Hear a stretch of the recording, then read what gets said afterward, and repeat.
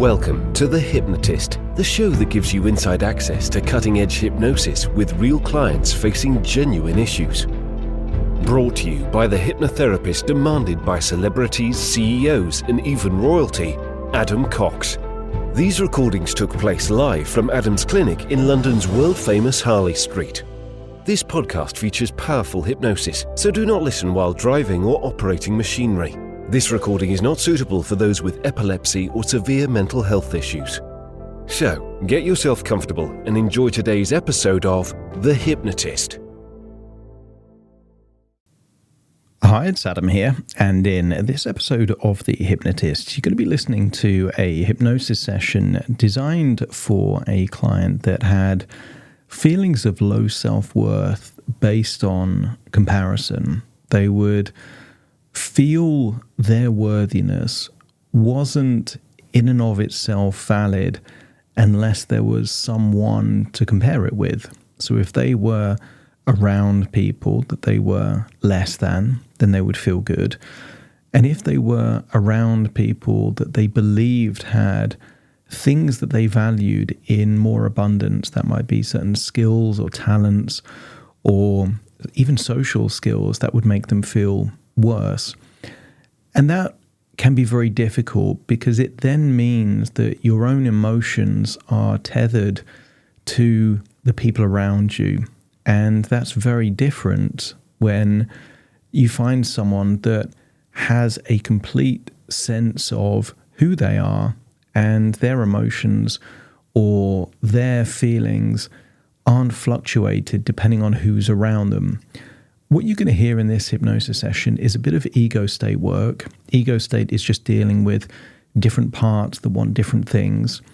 There is a protocol in this that, obviously this is audio, but in the actual session it involved idiomotor responses. That's a little twitch of a finger that lets me know a message from the unconscious mind. And when certain things were brought up, those fingers were really twitching, not consciously, but just an unconscious response to let me know what was going on. So those things were happening, but you're also going to hear elements of disassociation, future pacing, so that these resource states and new beliefs and new ways of framing pity to be a way of evaluating and learning from the past, but also to emphasize that progress and becoming better and being inspired by other people is a much more useful frame rather than feeling intimidated or threatened by other people.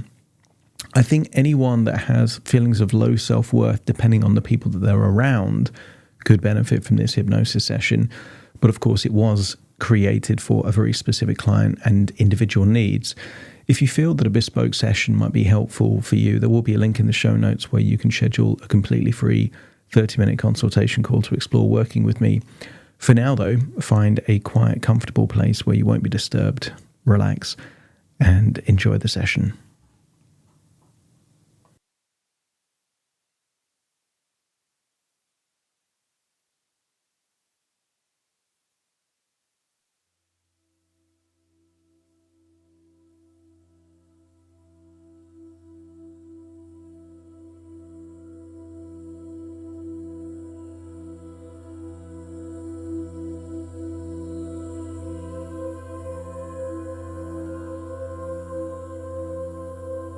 Take a deep breath in, and as you breathe out, just close your eyes, and as your eyelids close, feel a wave of relaxation. Breathing in, a resourceful feeling of calm, relaxation, and as you breathe out, setting the intention to release tension. Breathing in relaxation and scanning your body for any clues of tension, maybe in your forehead, jaw, neck or shoulders. Breathing in and breathing out. And I want you to focus on a tiny spot in the center of your forehead. even with your eyes closed, just look up towards that spot on your forehead. Feel the tension in your eyelids and your eyes. And really focus, almost like cross-eyed, there into your forehead. And as you breathe in, a deep breath. As you breathe out, just relax your eyes and eyelids, feeling it shift back. That's it. Taking you deeper and deeper relaxed. I want you to use the power of your imagination to imagine perhaps a picturesque beach, maybe white sands and clear water, sunshine and blue skies. And just imagine you're wearing whatever clothing is appropriate to be on that beach. Breathing in and breathing out, feeling a wave of relaxation. As you feel the waves of relaxation in your body, notice the waves in the sea gently breaking on the shore. That's it, melting away any tension, just like an ice cube would melt there under the sunshine. Feel the tension melting away. And I want you to become aware of your right hand, to release any tension in the fingers, in the wrist. Just feel that incredible sense of relaxation. And the more relaxed your hand and fingers become, the more your hand and arm becomes a conduit for your unconscious mind. Because so much of what you do is unconscious. You don't decide to blink every time you blink. You don't decide to breathe every time you breathe. Many times there's an itch and you'll find yourself scratching it unconsciously. That's it. So allow your fingers to be a signal of communication, to enable those parts buried deep in your subconscious mind to have a way of communicating. And it might be specific parts from childhood, parts that went through traumatic moments, maybe parts of your subconscious mind that want more responsibility, that feel that they can help you in some way. That's it. So imagine being so relaxed on that beach that you imagine falling asleep. And instead imagine a part of your subconscious mind that wants change, to have a future that's different from your past, to continue walking down the beach until you find an old beach hut. Imagine standing outside, and very soon I will count from 5 to 1. And as I count downwards from 5 to 1, you will imagine feeling deeper relaxed, but also that you are opening the door for a beach hut. And inside, I want you to meet a vulnerable, insecure part. A part that's been there for a very long time. The part of you that only feels good if you're comparing yourself to people less than, and maybe feels insecure if you're surrounded by people more than. So breathe in and breathe out as 5, feeling deeper relaxed. 4, perhaps grabbing the handle. 3, pulling the door open. 2, walking through the door. And 1, finding yourself in an old beach hut. You're on one side, and on the other side of that room in that beach hut, I want you to see something that represents that insecure, unworthy a part of you that takes you to a place of pity, shame, and unworthiness. And I want you to imagine that it has a physical representation, maybe human-like, maybe childlike, or maybe something else. And if you can see that part on the other side of the room, just let me know. That's it. And I want you to imagine that this part has a good intention. And maybe that good intention is it's trying to make you feel good because there was a time in your life when you felt unworthy, unwanted, abandoned even. But I want you to accept the possibility that the way in which this part is helping sometimes makes things worse. That's it. But that aside, I want you to imagine that this part of your subconscious mind truly is trying to help. And I want you to imagine thanking that part. Give them a genuine sense of gratitude. Thank them specifically, not for what they do, but their intention behind what they do. And if it accepts your appreciation, let me know. That's it. But I want you to let this part know that the way that it's helping causes problems. I want you to imagine, because these are different parts of your subconscious mind, you can communicate telepathically. All parts are still you. And I want you to think perhaps of a recent time that you felt intense feelings of shame or pity or unworthiness, and to stream that experience directly to this part that maybe was trying to help.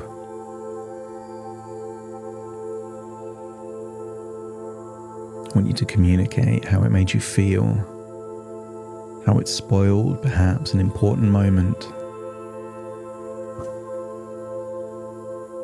And maybe this part is surprised. Maybe it didn't want this to happen. Maybe it wanted to protect you. I want you to ask that part if it's okay if I communicate directly with the part to see if we can find a resolution that they can keep protecting in the same way, but in an effective way.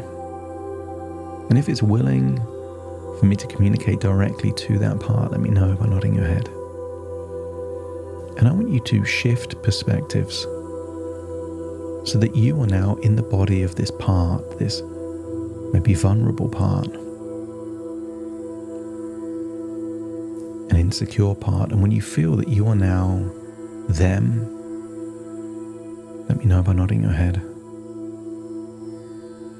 And I want you to feel how they feel, to connect with their intention. And I want you to imagine that your right hand now becomes a catalyst, a conduit for deep, unconscious beliefs, thoughts, and strategies. Don't force your fingers to move, but if they were to twitch, it's because they're communicating something with me. And if, unconsciously, you're willing to find a different way, perhaps of protecting, let me know.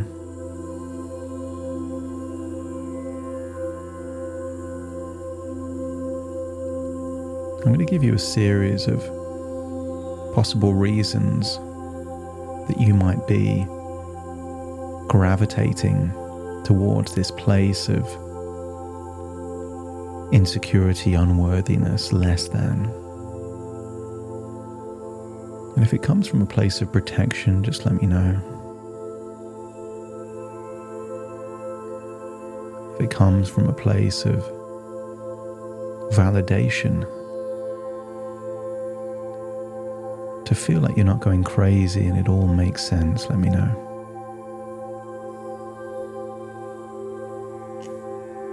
If you feel that the pity is just not trying to help, but is just true in some way, that you are less than, that's it. You are not good enough. That's it.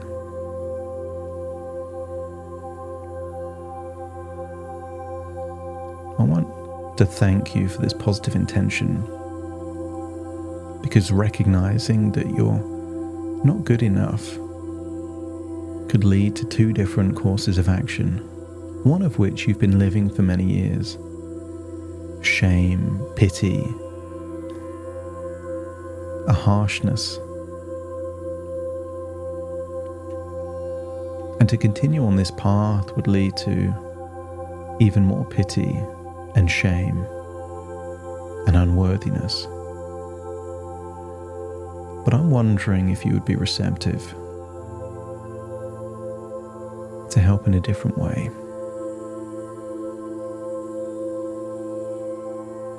To feel this level of insecurity requires you to believe that you can organize people in the world based on value. Better, worse, cool, uncool, sociable, awkward.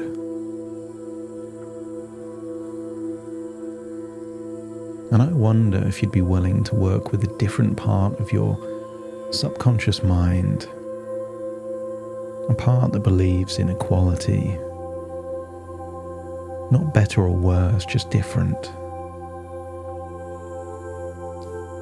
So that when you make these evaluations, rather than being a conduit for shame and pity, they become an opportunity for one of two things: either perspective or improvement. And if you're receptive to that change, let me know. That's it. Because all of these years of feeling less than didn't inspire you to become so much better. Quite often it led to avoid the very situations where that would be true. To choose to maybe even study in a place where there's less competition. To aspire to be the king of the hill, the best surrounded by people less than. That's it. And I want you to get a sense that we wouldn't be here if that was the optimal strategy. I wonder if we could turn that insecurity into confidence, the unworthiness into a hunger to improve. I want you to scan your subconscious mind for a part that believes in equality. This part that believes that all humans have value. That an artist isn't better than a banker, and a banker isn't better, perhaps, than someone in the creative industries simply because they earn more money. I want you to scan your mind for finding that part that just believes that there is different goals, objectives, things to focus on. And when you find that part, let me know.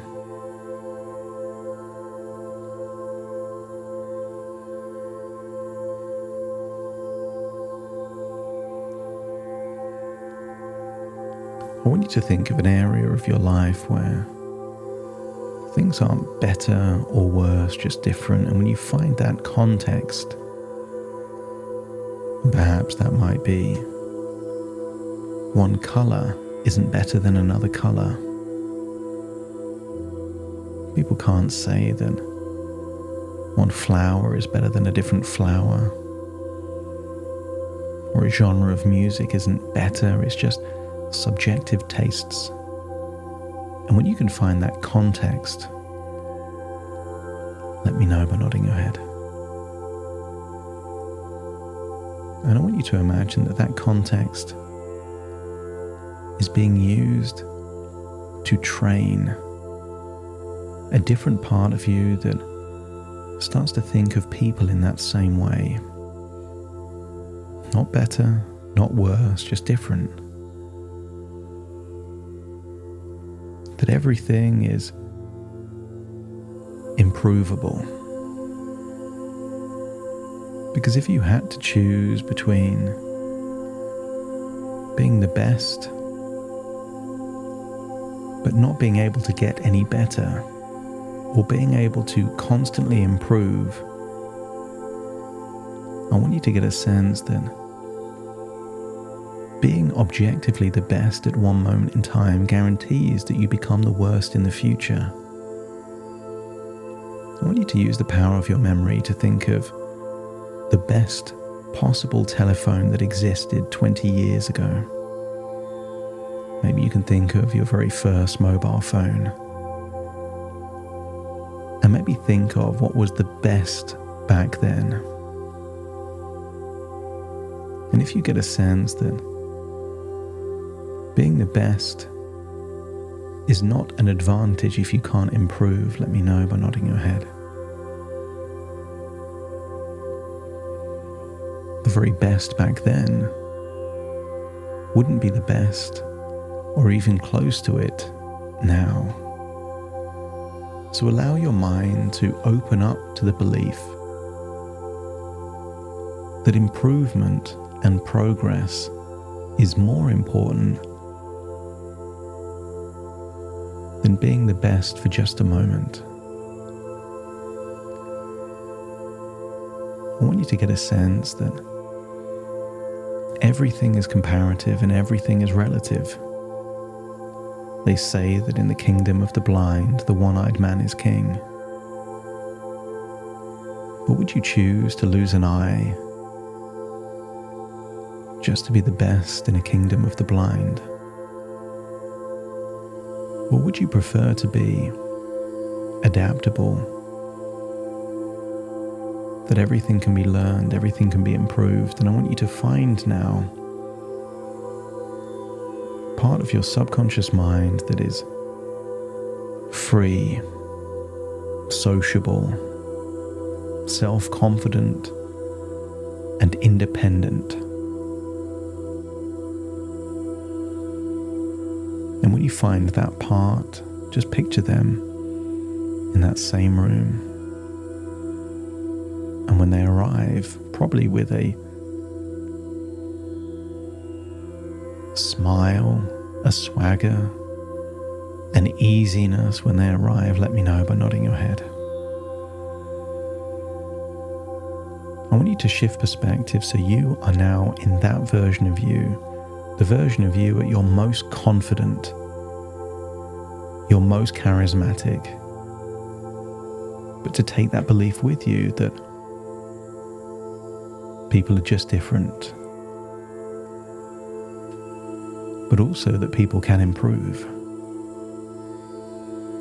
And that same desire to be the best could be harnessed to improve in whatever area of your life enhances it the most.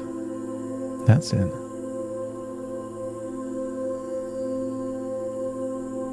And I want to give you the most important responsibility you've ever had. I want you to look at that insecure, unworthy, nervous, hesitant version of you, and if you can see them through the eyes of you feeling ultra confident, charismatic, free and independent, just let me know.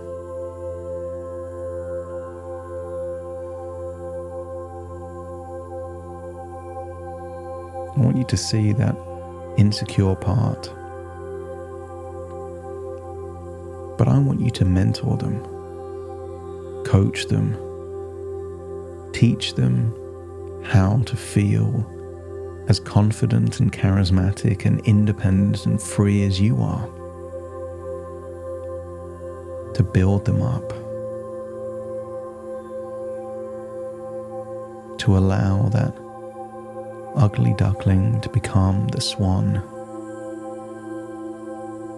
And it's not easy because their tendency will go to pity and shame. But if you feel you're up for the challenge, that you could take that insecure, nervous, unworthy part and coach them to feel confident and free and secure, with a hunger to improve and get better, just let me know by nodding your head. The confident version of you is not intimidated by anyone or any situation. The confident version of you embraces competition. The confident version of you knows that no matter how bright anyone else is, it doesn't dim your candle. Your light doesn't diminish. So allow yourself to harness this conviction of confidence and certainty, but now channel it to helping that part within you that is insecure and nervous. And just imagine that you can transfer certain resources and beliefs, perspectives, and see that insecure transforming in front of your very eyes. Maybe they start to look different, breathe different, come across differently. Maybe their clothes change. And when the evolution is complete, just let me know.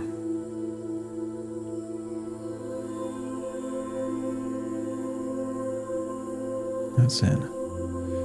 And then step back into that version of you, and rather than stepping into an insecure part, an unworthy part, I want you to step into a part that now wants you to be the best you can possibly be, not through comparison, but through growth, through inspiration, through learning. That you are eager to put yourself in situations where you're out of your comfort zone, because that's how you become better. Feel that the world is now starting to become a winnable game of improvement and progress, rather than better or worse. I want you to feel that all of this self-pity of the past is now being harnessed, not to be better than other people, but to be a better version of yourself. And if you feel that this is now a winnable game, let me know. That's it. Shift perspective, so it's now the original version of you that entered into that cabin, and observe the transformation.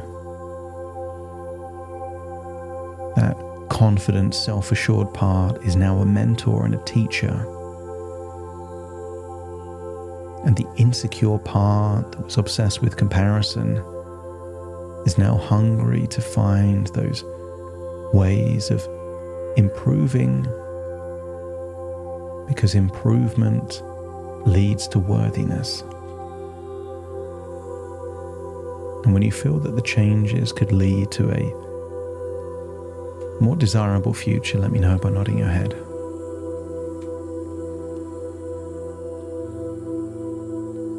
I want you to imagine hugging or shaking the hands of those other parts Or perhaps allowing the hands to go on top of each other almost like it's a pact,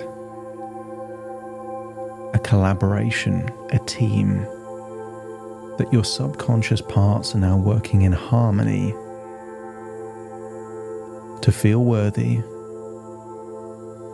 to embrace your talents, and to improve those areas that can be improved, giving you a wonderful feeling that you are always worthy,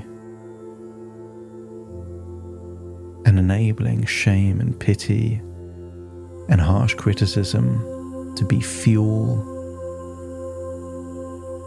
for opportunities to improve. Breathing in and breathing out as you leave the cabin. See a version of you perhaps relaxing on a beach. Step into that part. Feel all parts integrating. And think of a moment in the future where you would want to feel worthy and confident and self-assured. And if you could imagine seeing that version of you in that context, no matter who else is there, let me know by nodding your head. That's it. Step into that part, get a sense that it feels true and will be there when you need it. And any areas in the future that you feel don't meet up to your desired standards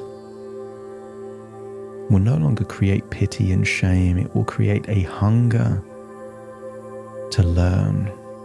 See yourself asking other people that have talents or skills or knowledge that you don't have, how they acquire the information. See you sociably interacting, not threatened by other people, but harnessing their skills.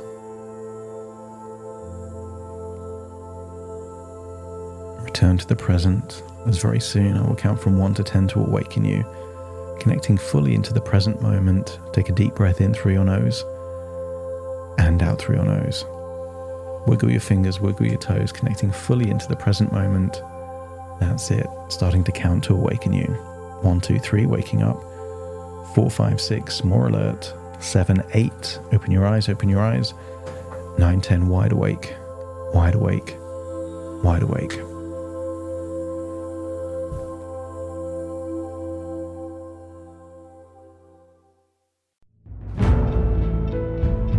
Thank you for listening to The Hypnotist with Adam Cox, the show that gives you inside access to cutting-edge hypnosis with real clients facing genuine issues. To automatically receive the latest episodes, please subscribe. If you'd like to support the show, please share this episode with just one friend you think it could help. And if this episode helped you, please leave us a 5-star review.